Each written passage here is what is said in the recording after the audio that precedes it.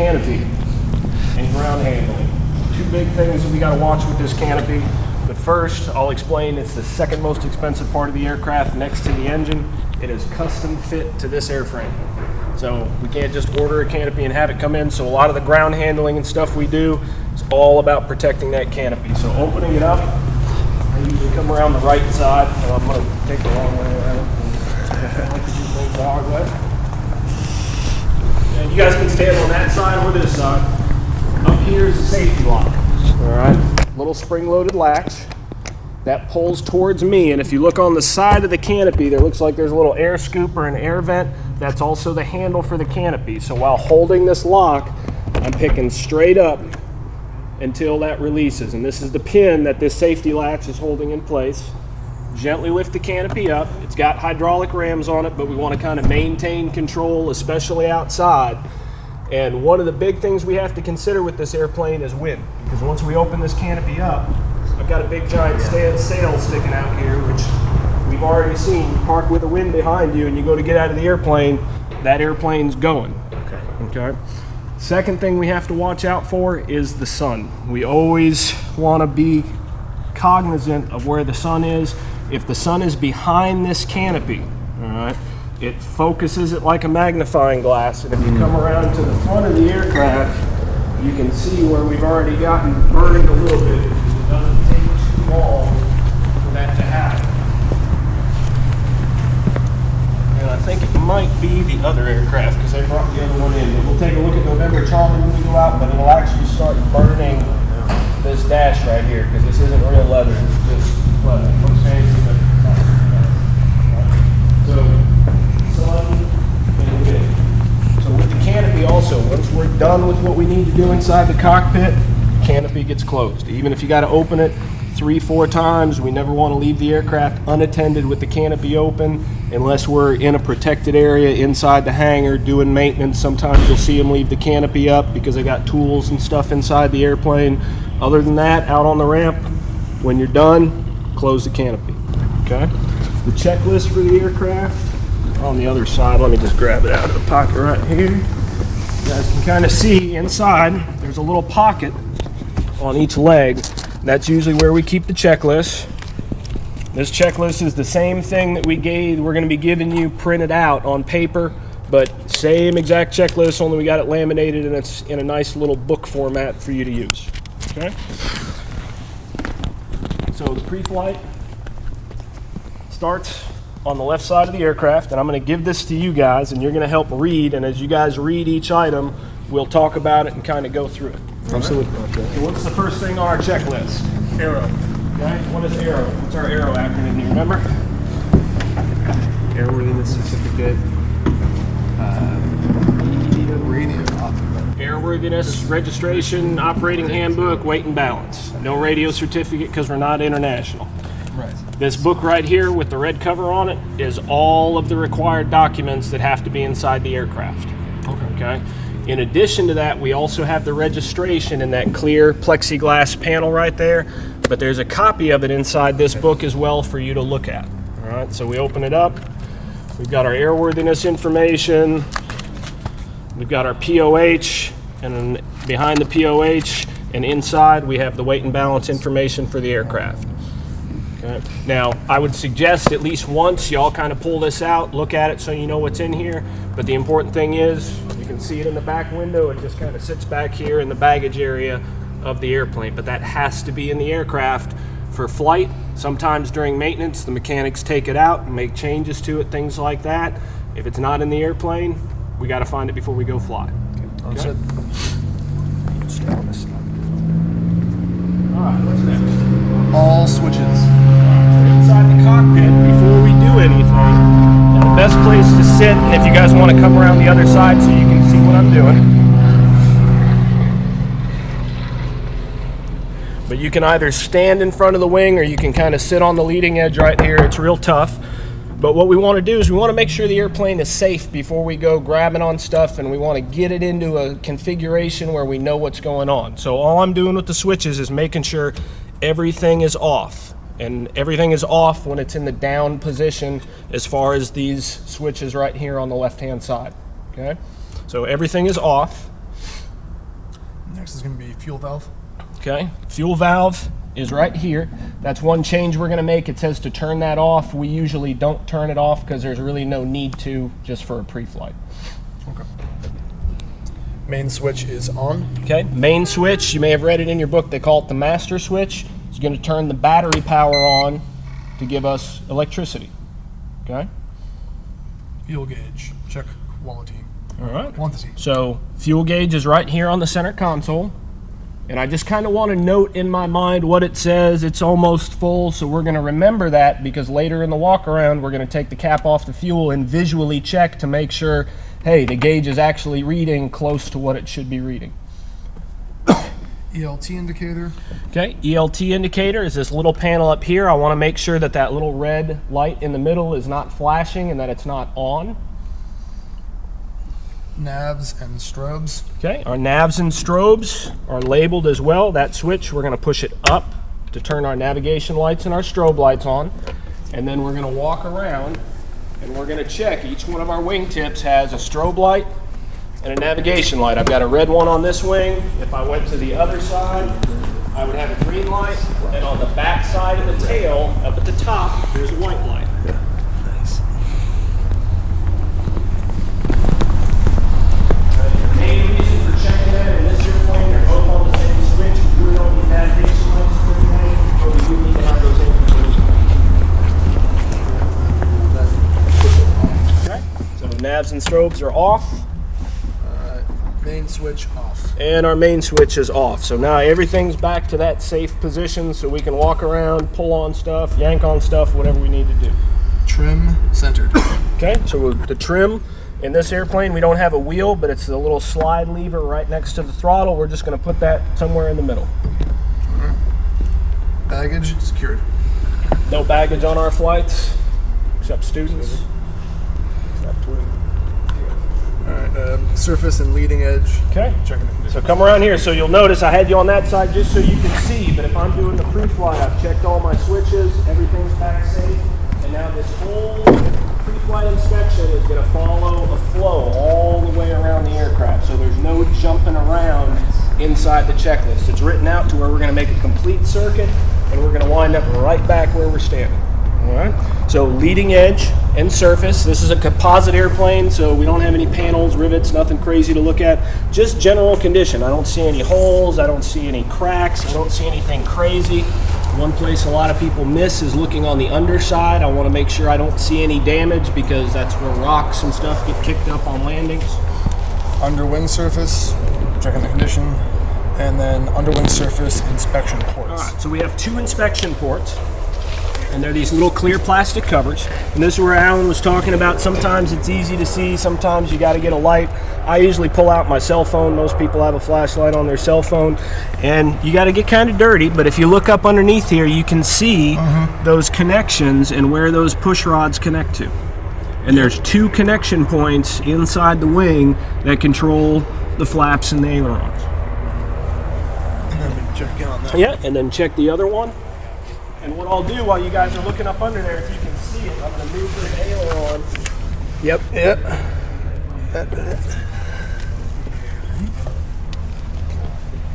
going to be tie down strap, and we're going to remove that. Okay. So usually these airplanes are in the hangar and we're back and forth, but if for some reason they were tied down on the ramp, this is the point at which we would untie it, which here's the wing tie down here.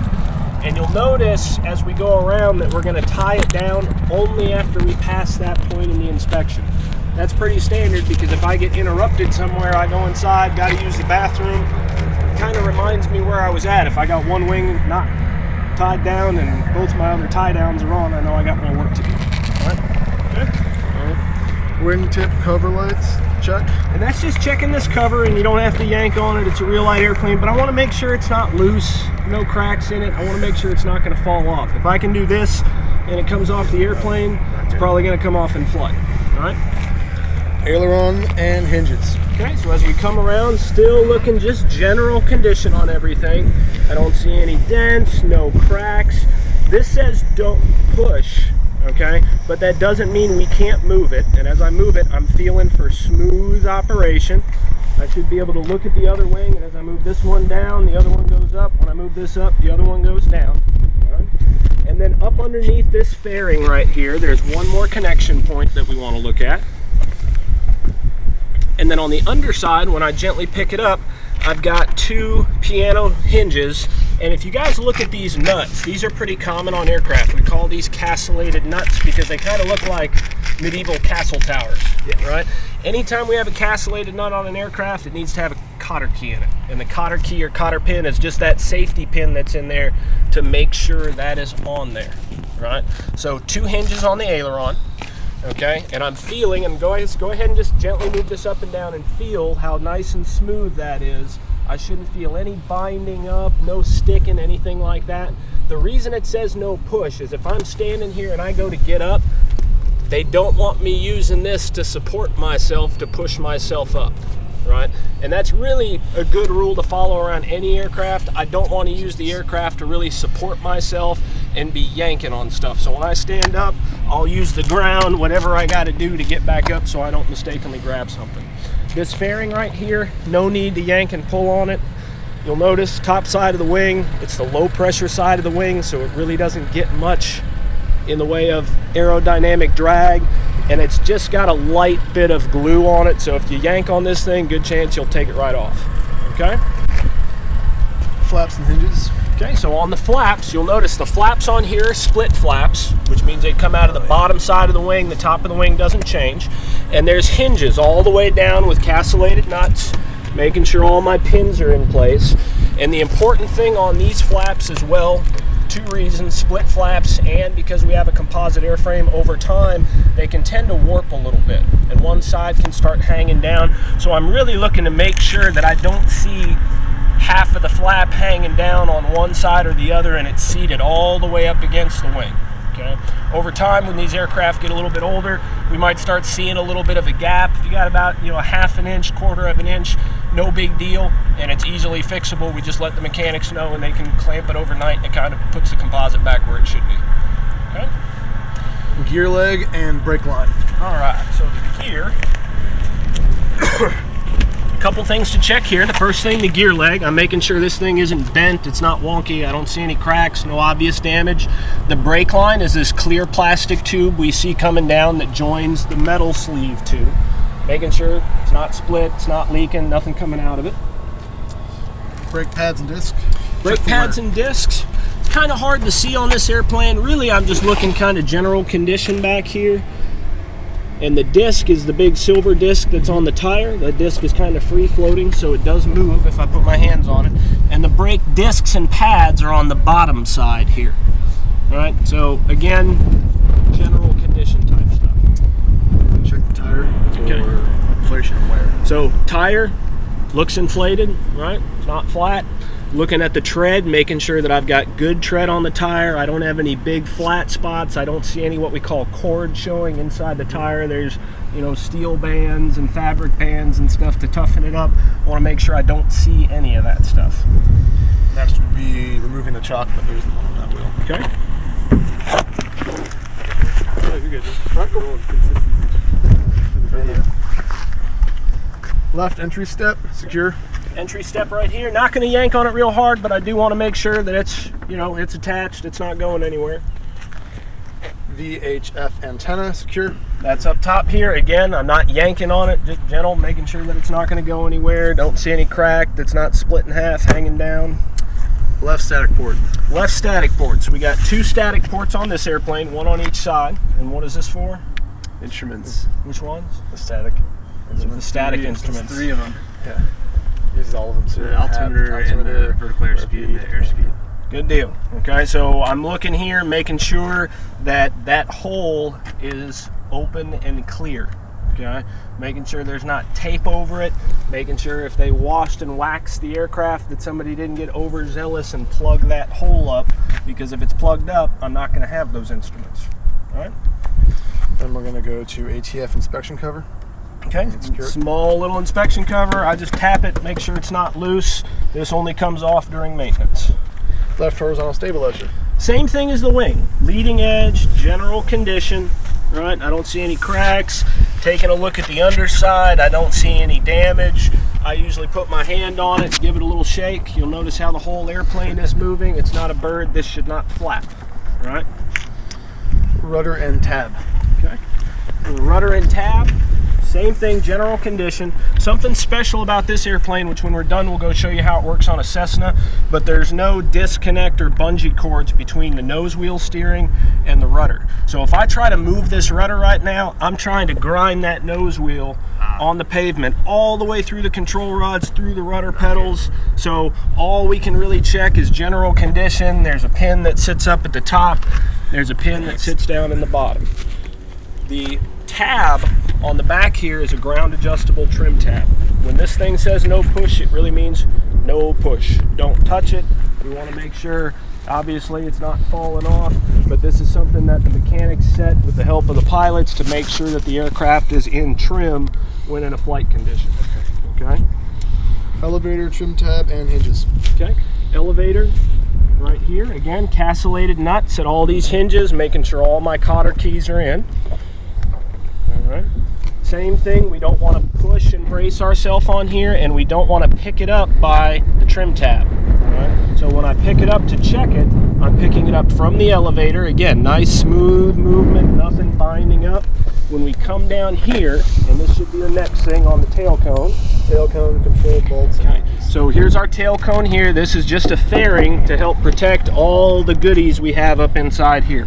All right, a lot to look at. You'll get used to looking at it. Take your time. There's a lot of castellated nuts, a lot of cotter keys. There's a spring that's in here as well. We want to make sure that that spring isn't broken anywhere. And again, nice smooth movement as I pick this up and down. And with the trim centered, the reason we centered the trim in the cockpit, if you see this gap here, it's about, oh, I don't know, 1.5 inches, 1 3/4 inches. That's right about where that should be. So if I set the trim to the center and I come out here and it looks like that, I know I've got a problem somewhere. All right? And this thing will naturally rest at the lower stop.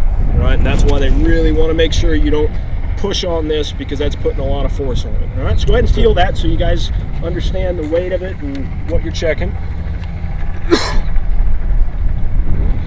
And then the tail cone itself, the other important thing to look for when we're looking up here is check all those controls, but we're getting into the winter time. Birds and critters love to hide. There is a small hole in here to drain water, right? But this passage, if you look up in here, goes all the way to the cockpit, and this push rod is connected directly to the stick between your legs. So I want to make sure I don't see anything up in there, nothing's falling down, there's not a cat living up there or anything like that. Aft tie down. Okay, aft tie down would be just a little bit forward here. So if we had a rope, we'd take that off at this time. And then we got the aft strobe and position light. Okay, aft strobe, we've already checked to make sure the light works. This is actually just held in with a little bit of sealant.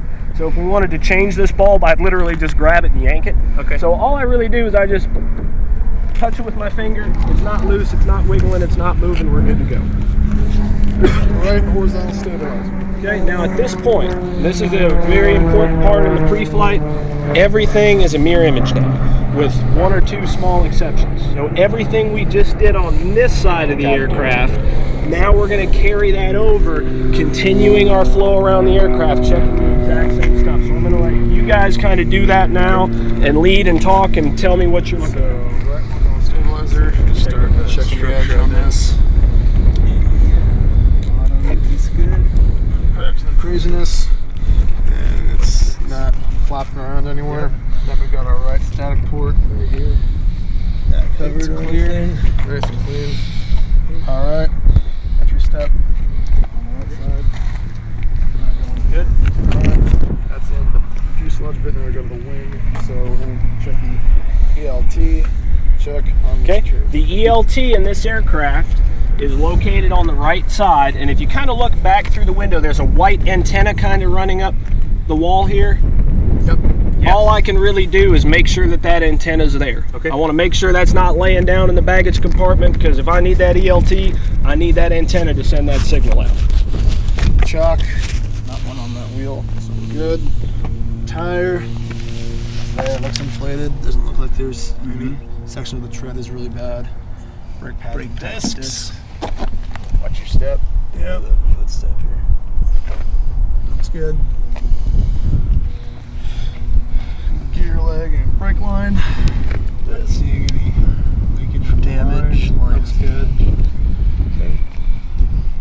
flaps and hinges. Okay. Flaps right here. All right, so checking those hinges and then making sure that flap is seated all the way back up against this trailing edge. Fine. Okay, the hinges are good. It's seated all the way down. Okay. Good. All right. Aileron, tab, And hinges.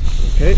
This is where we have a small difference. The aileron exactly the same as the other side, but you'll notice just like the rudder, I have another one of these ground adjustable tabs, and you'll see on this aircraft, it's got a good little bend to it. That bend is there for a reason, and it's bent just in the right spot. So we really want to make sure I'm not moving the aileron by grabbing that hinge just on the outside of it. All right. Okay. So we got one there. We got one there. Here. Yep. All right. Okay. Looks good. Looking under here. We got the pin there. Solid cover, not going anywhere.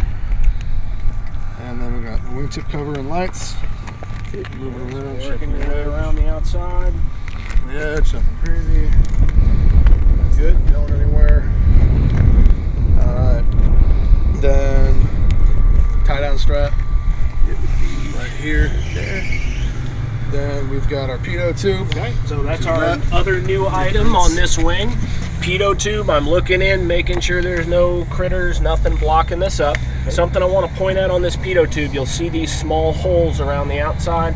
That's actually another static system possibility, but it's not hooked up for this airplane. So your static ports are only on the tail for this airplane.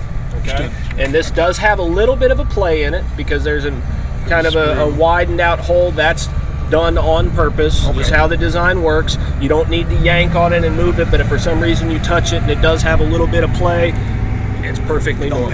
Okay. Underwing inspection ports. So we got one right here next to the pitot tube, and then one in towards the main gear.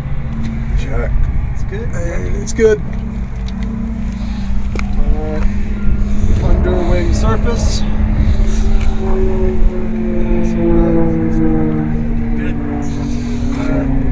Surface and leading edge. Good.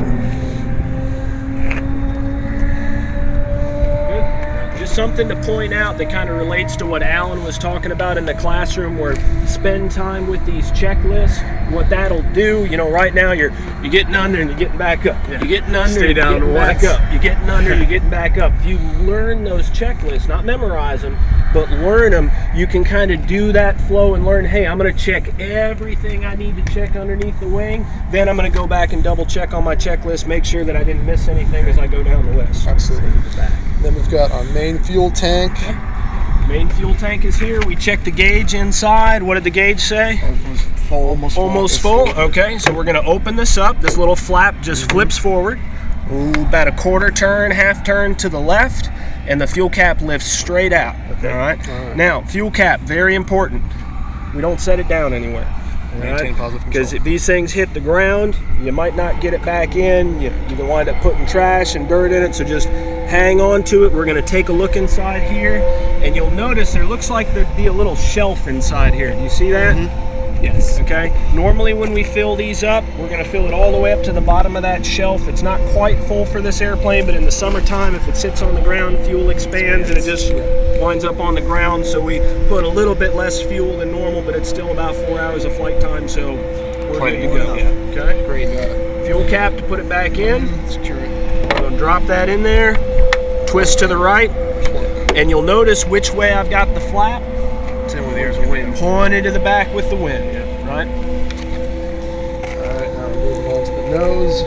So, canopy is clean. See out of it.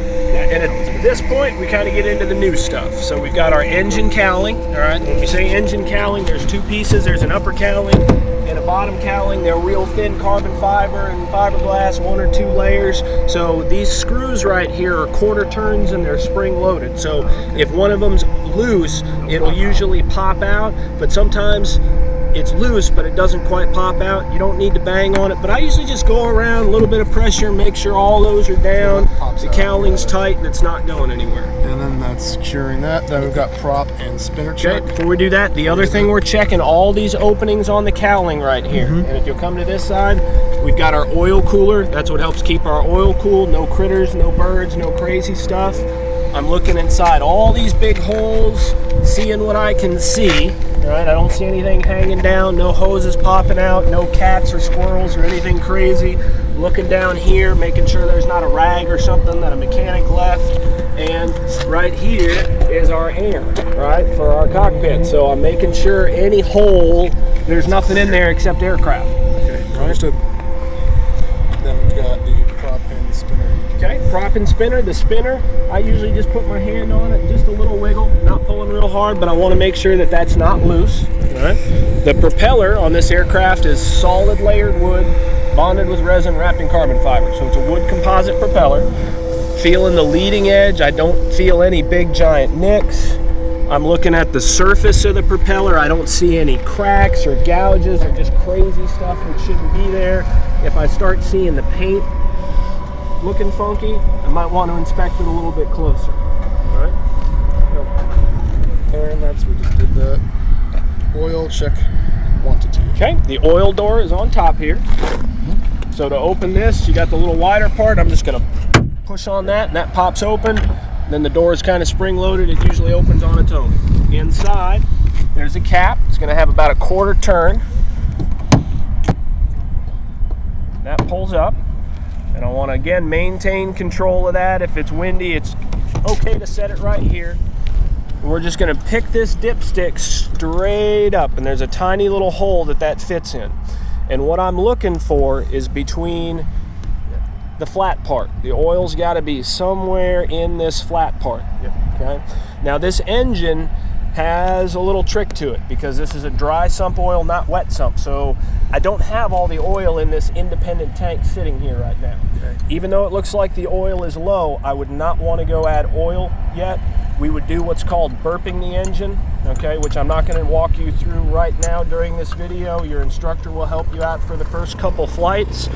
But what we would do is go to the propeller, turn the propeller in the direction of rotation, force all that oil back to the tank, then check it again. If it's still low, then we would want to add some oil, right? Let's emphasize it this way.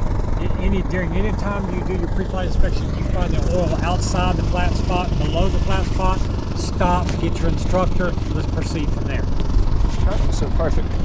Now if you guys look back up in here, there's a big hole for a filler neck to get the oil in, but the dipstick fits in the down inside a little tiny hole. Okay. Once you get it in that hole, drop it, goes right back in, oil cap, back on, a little bit of down pressure because there's a gasket on there. It'll rotate until it stops. All right. Next is coolant. Okay, coolant. This is a part where he said kind of hard to see without a flashlight. I'll have you come around to the other side, and there's a white plastic tank inside here. All right, and it is a little bit tough to see, but if you see this white plastic tank that's down here, you see any color in the bottom of that tank or any pink fluid, there's a little hose that comes out of the front of it. Let's see there. Yeah, we might have to get a flashlight on it.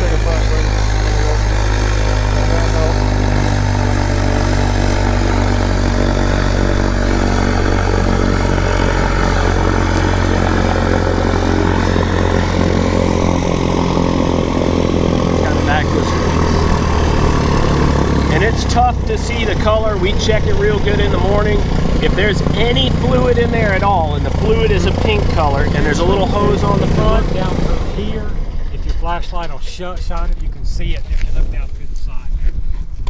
See the back left side, you'll see a big white plastic looking jug. It's more, you have to have the flashlight direct the So, but inside that tank, there's a little bit of pink fluid in the bottom. We're just making sure that there's anything in there, right? Okay. Because what that is, it's an overflow tank for the engine. It's not the radiator, it's not the expansion tank, so everything that's in that tank is extra that the engine doesn't really need unless you have a problem. Great. Okay. Closing the door, spring loaded, push it down, and we're gonna flip this latch all the way back, a little bit of pressure till it clicks. We make sure it's secure. Great. All right. Nose strut assembly. Okay, that's going to be our nose gear. So the strut is this big black pipe here, making sure, again, it's not bent, doesn't look wonky, not much to it. Up at the top, you'll see a little bit of a gap here between the black and the silver. There is a little bit of a shock absorber inside there. I just want to make sure that there is a little bit of a gap there. I want to make sure that the black pipe's not all the way up against this top collar. Okay, next. Nose tire. Nose tire, just like the main gear, it's inflated, it's got tread. I don't see any damage, nothing sticking out of it, no chunks missing, no cord, nothing like that. Remove chock. Okay, we're gonna leave that here for now since we're not going anywhere yet. Firewall fuel gas collator. All right, let's get a fuel pump cup out of here. Just gonna get the sub cup out of there.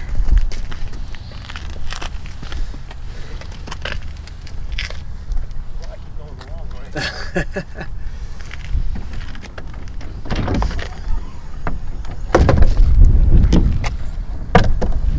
Right, this is kept in the same pocket with the checklist. It'll be on the left or the right, depending on where y'all put it back in the last one. Okay. Okay, so now we're going to check the fuel. Two places where we've got to check the fuel. The first one is what we call the gascolator, which is a little screen filter, and it's designed to separate the water out of the fuel. This little silver bowl you see here, this little brass drain on the side. I'm going to stick that pin in there. And you'll see I'm gently having to move the cowling out of the way a little bit, and the fuel doesn't come out real fast. And I don't need a ton of fuel. I just need enough to where I can, well, a couple things, right? Color, it's 100 low lead, so it should be blue, right? That looks blue. Yep. You hold it against the white aircraft and see it real good. I'm making sure there's no water in it, which the water would be at the bottom. It would almost look like bubbles sitting down there. And I'm making sure I don't have a lot of trash in here, right? And you will get a little bit of sediment out of this one usually. That just means it's doing its job. That's what it's there for. It's there to pull the water out, get the trash out. If I did have water in here, I'd want to get rid of this sample and keep going till all that water's done. Great. All right. Second place we're going to check the fuel is the belly sub. This is the lowest point in the system. Okay. Same thing. I'm going to put that pin in there. Push up, get me a little bit more fuel. Checking my sample, still blue, still clear, no trash, no water. Excellent. We're good to go.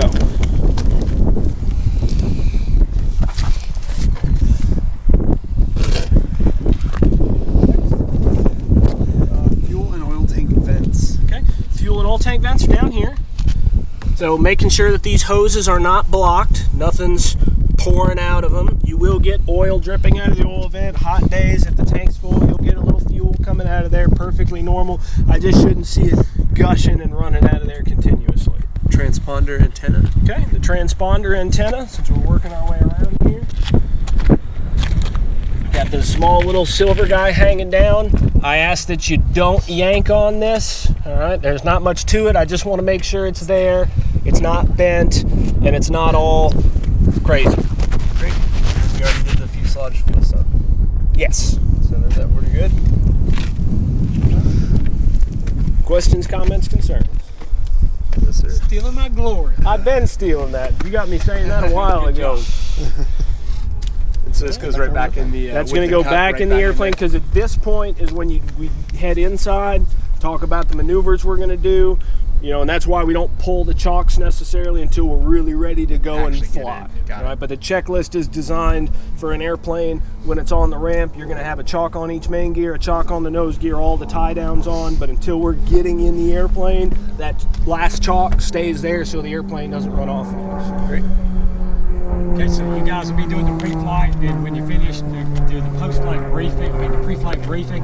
One thing I want to do real quick is I want to, this isn't part of your pre-flight, but for your first lesson, I want to get you a little bit more familiar with your seating. You guys will be flying from the right seat so that you're kind of getting more indoctrinated to centerline airplanes, and it works like this. One thing I want to throw out, first of all, this little cap here, you know, that thing pops in like that to keep air out, but you can pop it out very easily and rotate it around for ventilation purposes. Okay. You know, just kind of be ginger and careful with it, but that's what that's for. Okay. Sean, since you're my first student, I want you to jump in over here, but before you do, I want y'all to look underneath here. We need to make sure that y'all understand how you set your seating arrangement. All right. First of all, the seat here does not move fore and aft in any way, form, or fashion. You'll sit in the seat and you will move your rudder pedals, fore and aft to find a comfortable position where your legs are extended correctly. So what I want to do is use you as a guinea pig to help. And what I'll do before that, you'll get up. I'm just going to demo how to get in and out of the aircraft because there's kind of a special trick to learn as well. You'll get it down pretty quick, but there's certain places you can grab and certain places you can't grab unless you want to bust your face or whatever else you happen to hit. And also I want you to demonstrate the movement before he gets in there. Sure. But there's a sweet spot that you got to find. It's just like your car. You know exactly where it is, so somebody messed with it, your hand will go down there, you'll adjust it and you'll move on. That's what you got to learn to find because these things are going to change every time you fly. Everybody is different, you see. So I want y'all to be well versed early on so you're not sitting there struggling with it, okay? So go ahead. So getting up, I've got my step here. I'm going to grab the structure, both hands nice and positive. Inboard foot on the step. For you, that'll be the left foot because you're flying in the right side. I'm going to step up and I can pull on this structure. I'm not going to hurt anything. All right. I'm going to step over the red square where it says don't step. I've got nice good tread right here and I'm going to pull myself up onto the wing. All right. Once I'm on the wing, I can move around. I just want to kind of stay on these black stripes. Then I'm going to take my forward hand. I've got a handhold up here on the dash. I can yank on this. That's what it's meant for. I'm going to keep my other hand towards the tail of the aircraft on the structure. These seats are flexible. They will not support you. All right. So I got one hand on the structure, one hand on the dash. I'm going to step directly onto the floor, not the seat. Twist myself around and I'm supporting myself on this hand and I'm pulling on the dash and I'm going to kind of handstand myself down in here. And there you go. Perfect. Now the rudder pedals, in between your feet, you've got a cable here that has 2 footprints on it. All right, spring loaded. It goes back to where it should be when we're done. Goes back to storage. Means you're supposed to fly barefooted too. So the guy needs to take his shoes off because that thing. You want these guys wearing no shoes in the airplane? All right, so when we pull this, I'm not putting any pressure on the rudder pedals yet, but if you look towards the bottom, you got kind of a bottom crossbar. Then the rudder pedals bend here. Up above that are the brakes, and they also bend forward. All right, so there's kind of 3 hinge points. One at the bottom for the rudder pedals, which is the kind of middle bar you see here, and then up a little bit higher, and you'll be able to feel it with your toes. This is where my brakes are. All right.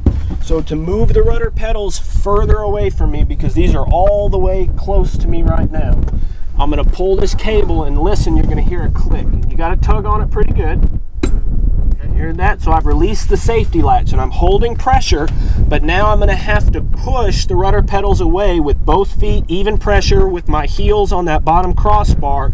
But you'll see I'm also pulling against my hand. My hand has to keep the safety latch released, but as I push these rudder pedals further away from me, see how that cable's shortening up? So a little bit of a trick to it. Once they're in place, I can release the cable, and I put a little bit of pressure on the bottom to make sure they're locked in where I want them, because there's only certain places they lock in. They're not infinitely adjustable. All right? To move them closer to you, because right now, I can just kick back. I'm going to reach down, same thing, grab the cable, it's going to click. No pressure on the rudder pedals, and as I pull this cable, it slides the pedals closer to me. I can release the cable, and same thing, because I fly with them all the way forward, because I'm short, I'm still going to take my heels and just gentle pressure. Yep, they're locked in, I'm ready to go. And that's important, because if you don't check with that gentle pressure on your heels, you may get out to the taxiway, push on a rudder pedal, and they're going to move forward about 1 inch on you. All right. So what I'll do, I'm going to move these forward, so when you get in here, you can move them up to your feet. Getting out, reverse of getting in. My outside hand is going to the dash, my inside hand to the structure. I slide my feet all the way back, pulling on the dash, kind of handstand up. I'm going to step out backwards onto the wing. Got the structure, and I'm going to back down. I can slide my foot all the way down till the wing is gone, and I'm on the step. And look to make sure your foot is on that step and come down. It's important to look, because if you see this right here, it would not do well to your calf muscle if your foot slips. So please be careful. It's not a race getting in and out of the aircraft, one person at a time. The other reason for one person at a time is 2 people on the step. You can actually drop the sail of the airplane. So one person in and out at the time. The other guy can hold the brakes till we get a chalk under, making sure you're supported. Leave all your stuff inside the airplane. You can walk around front or sit back here and pull all your stuff out afterwards. You don't have to carry your book or headset or all that stuff out of the airplane as you go. Okay, so to save time here, because I want to go ahead and get you in, get your seat position. That way we can brief and go so we don't run out of sun. Brody, if you want to take your guy and get his seat position, that way we can brief him and go flying and not run out of time. Absolutely. So go ahead and put your checklist back up in here. Go ahead and work through your boarding operations. And just be careful. You'll get used to it after a couple of tries. There you go. The hardest part is this part, but after about a couple of times, you'll be slick as oil. Slide. Look at that, man. Good job.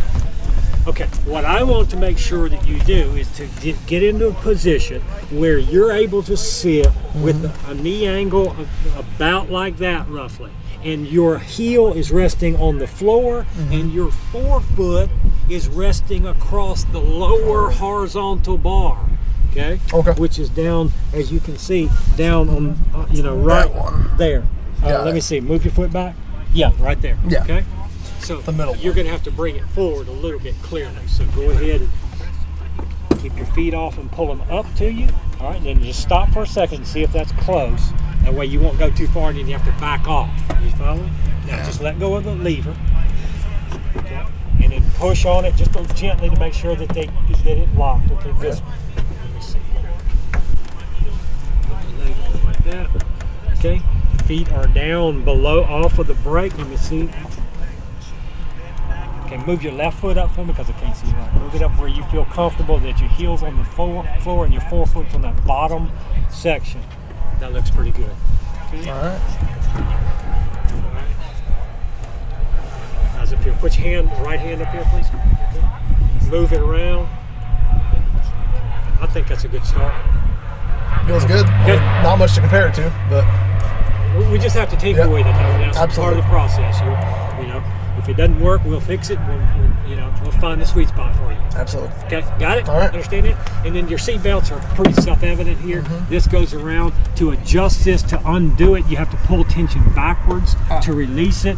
You want this and your lap belt fairly tight. You want your shoulder harnesses kind of loose-ish because you're going to have to reach for things. In the event of an actual emergency, you would be aware that all you got to do to pull it is to reach up here and cinch it down. Okay, but outside of that, you're going to have to leave it that your shoulder harness is a little loose-ish for freedom Just of operate movement. around the top. Keep that lap belt, though, firmish, especially in these airplanes because they bounce around a little bit. Absolutely. All right. Let's go ahead. Let's breathe. Put the thing out here before we run out of daylight. Sounds good.